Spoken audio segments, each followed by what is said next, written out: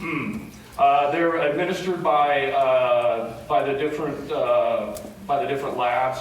US SOCOM has them as well. And they're just mutual agreements where they will give you no money, but they will give you operational expertise and in some instances lend you some equipment. So again, if you're investing in a specific capability anyway, it's a good opportunity to kind of get in on the ground floor. And yeah, that one is OTAs, MTAs, all contracts. That's probably the easiest way to say that. Those are the contracting mechanisms, and that's what you guys care about, right? You don't want to get stuck in the Google which kind of contract. But those are different contracting mechanisms. Hopefully that cleared it up a little bit. What just happened? All right, so as I said, that's the quickest brief. I'm going to show you a couple of videos of some of the projects that we've done, just to kind of wet your whistle. I think I am.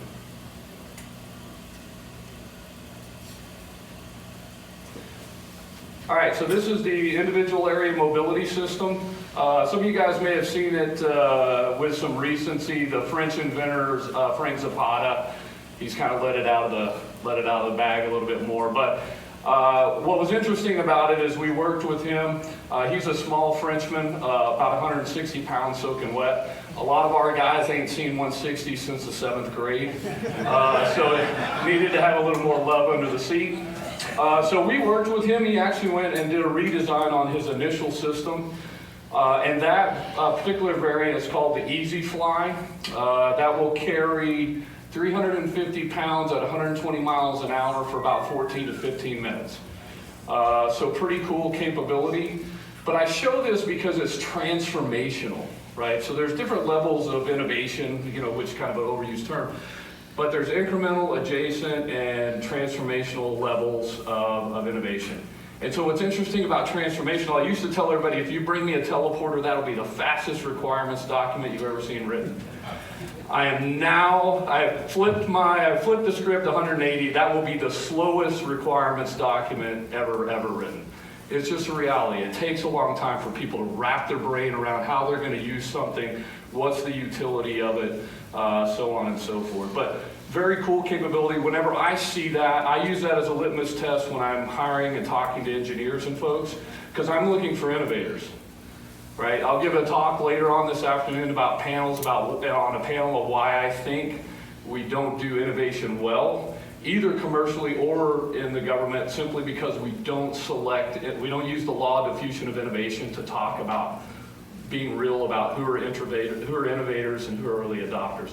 But what I look at is have somebody tell me the same thing I think when I see that. I see something that will carry 350 pounds at 120 miles an hour on the battlefield today. That is small. It'll sit in a Pelican case at the end of my rack down range, right? Everybody sends me all manner of Uber cabs to look at. I'm like, hey, that's great. You just reinvented the Little Bird.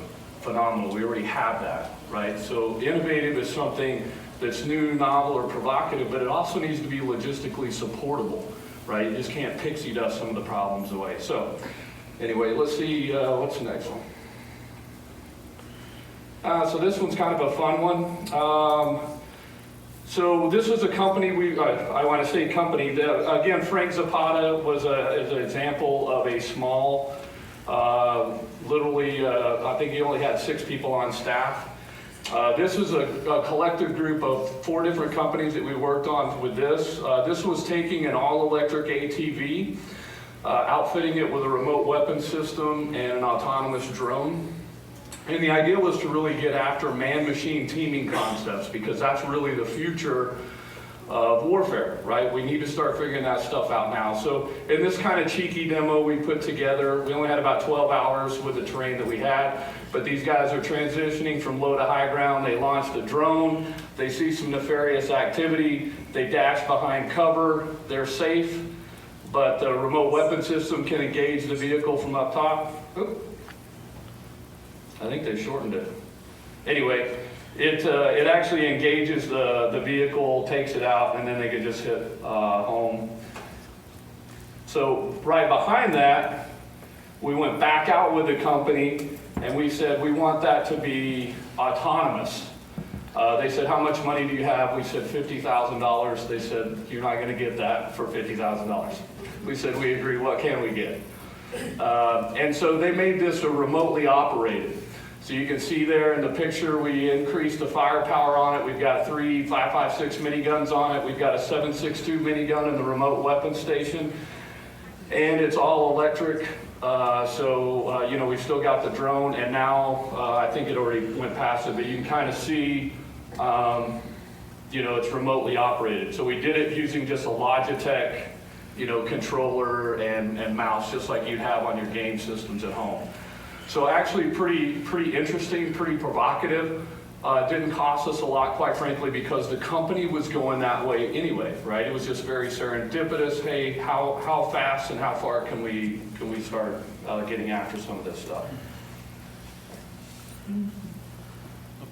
So this one's kind of a fun one. That's a couple of these quick.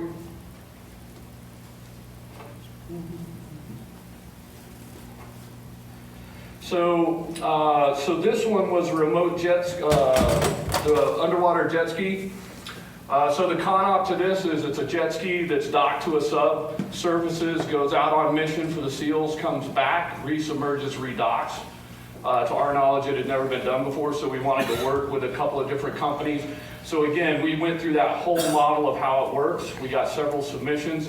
These guys are actually underwater movie guys. Anybody remember that movie Waterworld? Yeah, so these were the guys that did Waterworld, right? So this is actually Lake Shasta. It only goes down to 25 feet. Their concept, what they proposed to do was take an old legacy system.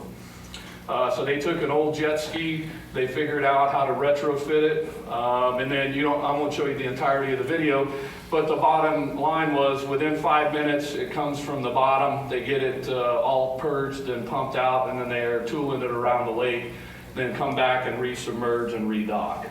So kind of fun. So this group, same project.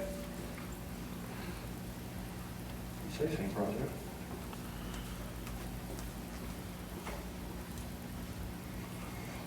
So these guys is the same group. We did 2 companies. We picked 2 horses in the race, which is what I always try to do. I like 3 if I can get it, but always 2 because you never know.